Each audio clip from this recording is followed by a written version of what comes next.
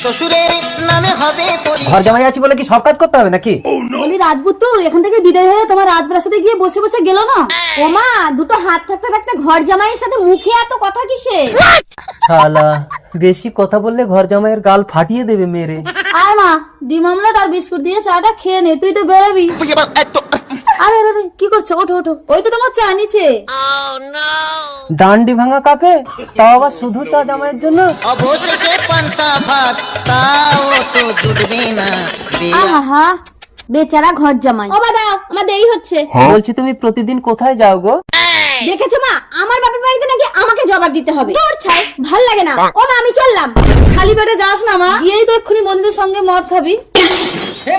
এই ছোট লোকের বাচ্চার জন্য মেয়েটা আমার খালি পেটে চলে গেল, এবার মদ খাবে কি করে? ভুল হয়ে গেছে শাশুড়ি মা। ভুল হয়ে গেছে, সারাদিন কান্দ্র ওটার বস। বিয়া কইরা কি ঘর জামাই খাই কোনা।